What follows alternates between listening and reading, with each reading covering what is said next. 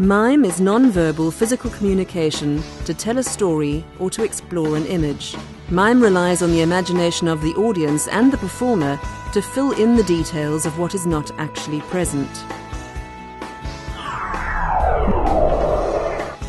What we're going to do now is we're going to think about mime. We're going to think about activities that we do every day and making those as clear as possible. Okay? So what I would like you to do is, you in pairs. In your pairs, one of you is going to start an activity, and you're going to do it very, very clearly. So every action will be clearly shown to the audience. It needs to be quite slow, okay, so that the other person can follow. Because what the other person is going to be doing is they're going to be mirroring the action slows the learners down and forces them to be clear and careful in their movements. Okay?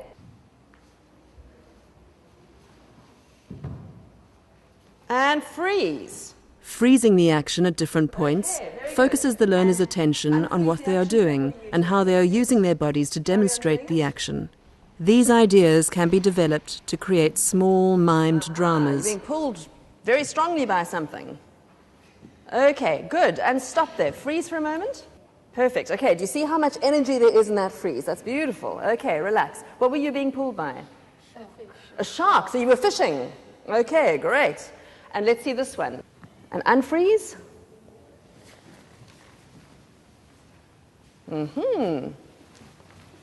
Great, tennis players.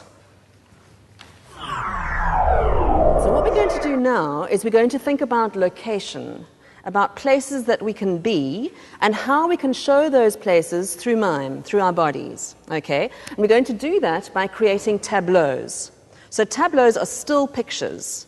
Okay, like a photograph. It's like we're taking a photograph. Tableaus are very useful devices for starting and ending scenes, as they create interesting and active pictures, which encourage storytelling without words. I'm going to give each one of you a location, and I'm going to ask you to come up with a good idea for how to show that location to us very, very clearly through your bodies.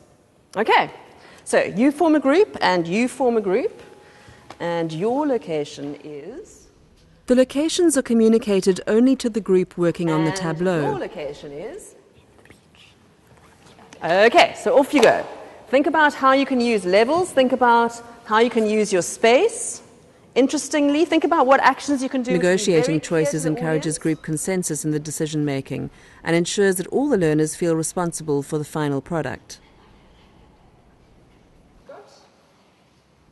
The groups rehearse their tableaus and then present them to the rest of the class, who are asked to identify the location in each. Now, can I ask you guys to come and have a look at this picture? And let's see, what do we think is happening here? Okay, and just come walk around it. Come have a look, walk around it. And can the picture stay very frozen, please? Okay, and let's only give the ideas once you've seen the whole picture. Okay, and now come and stand over here. What ideas do you have? Yes, what do you think, Ingrid? I think they're at the beach. At the beach? Okay, why? Because she's putting on sunscreen. Okay. She's swimming. And they're playing... no, but they're not he's doing.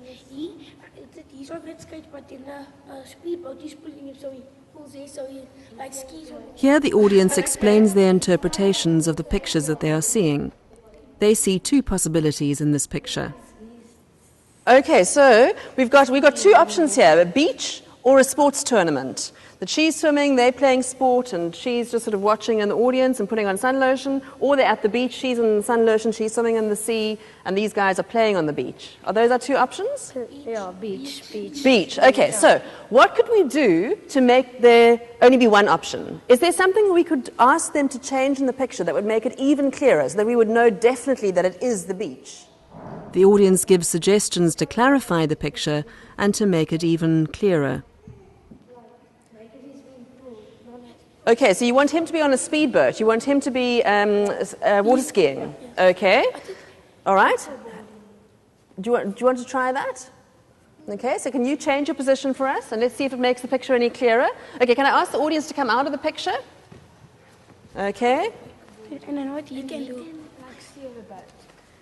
Okay, so you want to so he's in the water. You want him steering the boat. Let's try that. So you steering the boat, and he's the being pulled on the water skis. Let's step away and let's see if it makes it any clearer. Okay, good. What makes that clearer is that all of this side of the picture now is the water, right? So she's swimming in the sea, and they're also on the sea, and she's definitely on the beach. Yes. So do you see how that makes it clearer? Okay, well done, guys. Here we've got a magic box. All right, you can see this box. Beautiful, beautiful box. Now, when I open this box, I can take absolutely anything out of it. I could take something tiny out of it, okay? I could take, let's see, what's this? It's beautiful. It's a ring. Okay, beautiful little ring. Or I could take something enormous out of it. I could...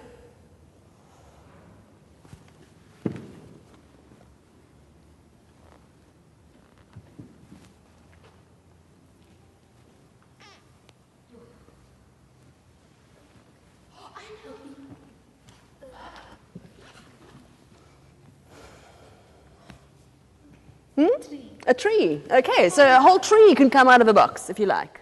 Okay. This exercise introduces the learners to the notion of properties, or props, while also teaching basic mime skills.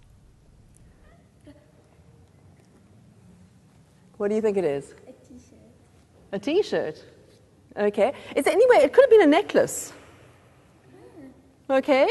So how do we know it's a t-shirt?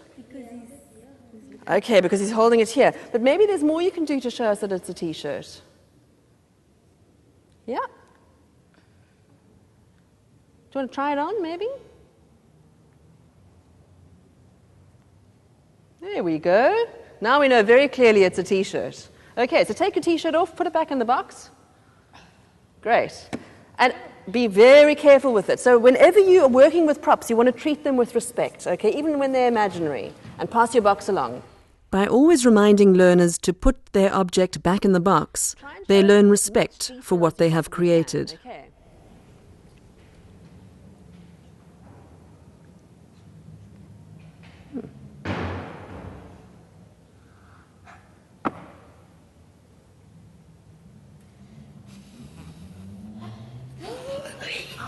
Yes? A what?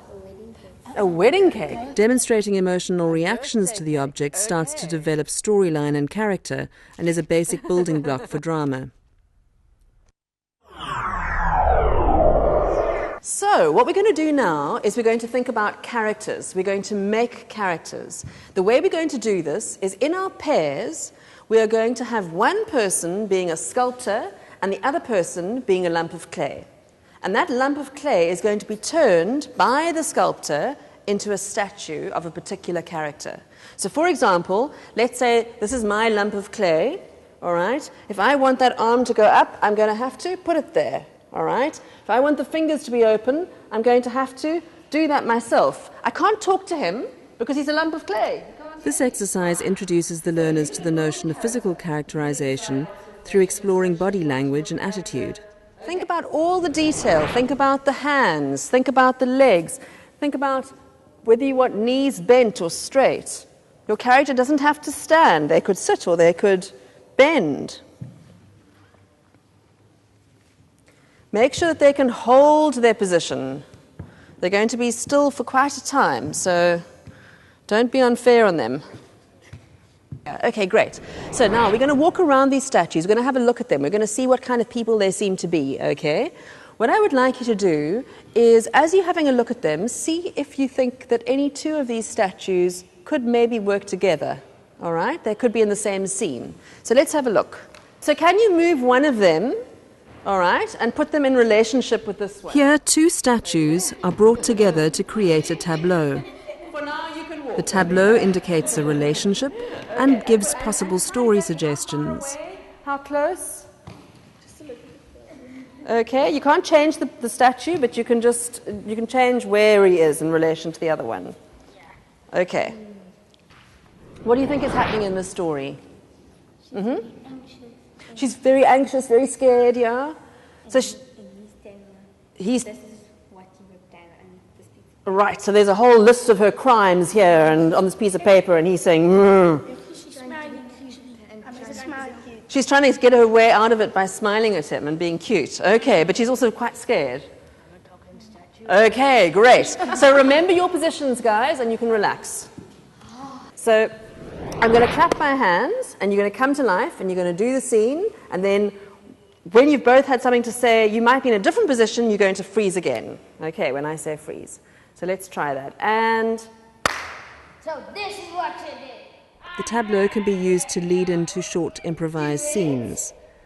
Afterwards, there should be discussion around whether the scenes were clear to the audience. freeze. Good. Okay, nice. So do you see that we're seeing a transition in the scene, that the scene has changed the second time they freeze? Okay, so each person has got a piece of paper. What I would like you to do is, without showing anybody else, you're going to write 3 different words on your piece of paper. The first word is going to be the name of a location. Okay, so any place where a scene could take place.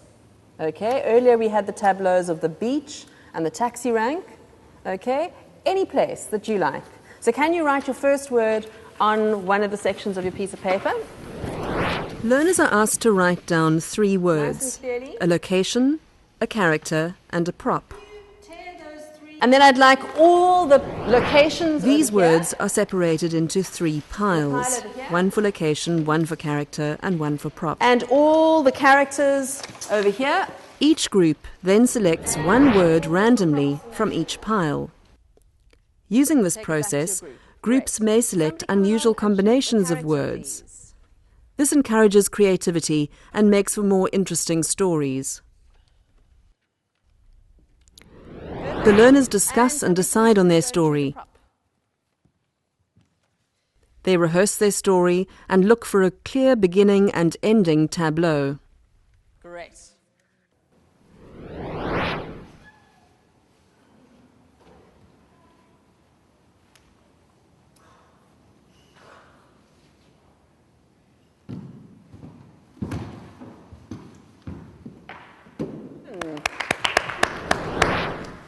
Right, so what do you think was happening there, audience? After the performance, there is further discussion where the audience tries to guess the 3 words that have been used. Let's see, what were your words, guys? What were the words that you used? You have lasers. Right, great. All right, well done. Now, how could they have made this even clearer for us? The teacher gives some suggestions of how the action may be made even clearer, and then the scene is performed again with some improvements.